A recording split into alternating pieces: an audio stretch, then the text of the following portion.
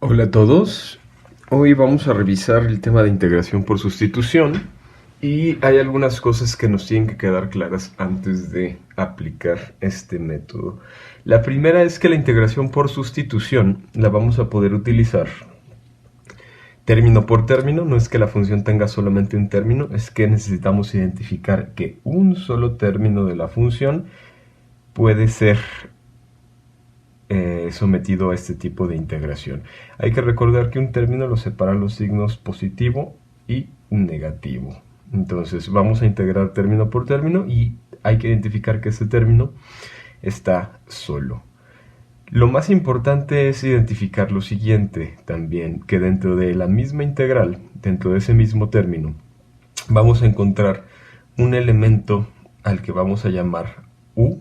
Vamos a sustituir cierta parte de la función por una variable más sencilla que vamos a llamar u, y otro término al que llamaremos du, y esa du es la diferencial del término u. Entonces es muy importante recordar que a lo que llamaremos du es la diferencial el término u. Ahora, todos estos términos tienen que encontrarse dentro. Discúlpenme, todos estos factores tienen que encontrarse dentro de la función. Tanto u como du están dentro del mismo término. Eso quiere decir que u y du van a estar multiplicándose o dividiéndose dentro de la integral. Vamos a revisar rápido un ejemplo en donde observaremos este tipo de interacción entre u y du, y aquí está.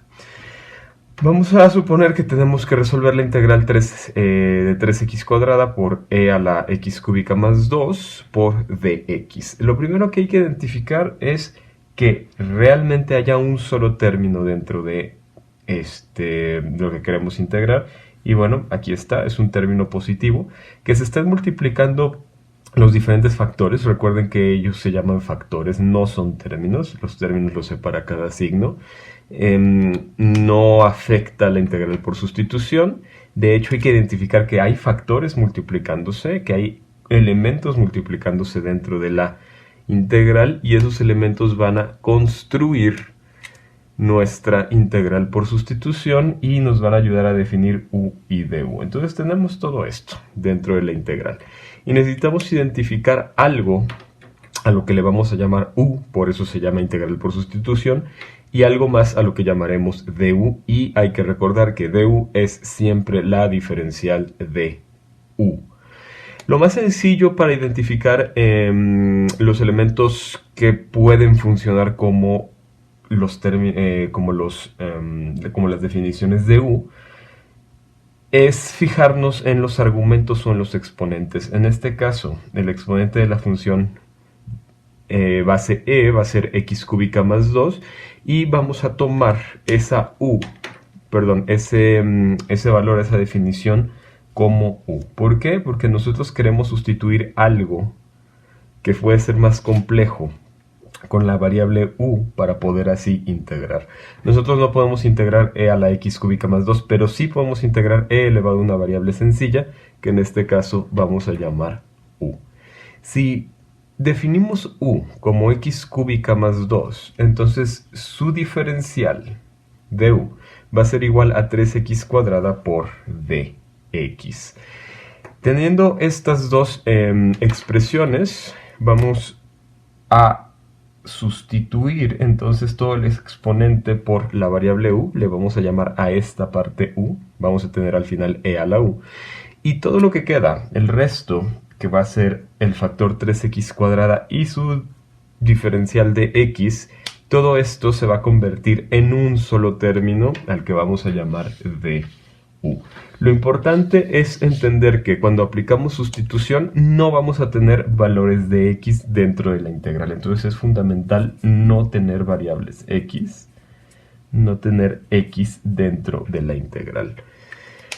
Habiendo definido u y du, entonces vamos a sustituir y va a quedar algo más o menos así. Vamos a tener entonces que esta integral se va a transformar en algo más sencillo, que va a ser la integral de la función base e elevada al valor de u, elevada a la variable u, que acabamos de definir acá.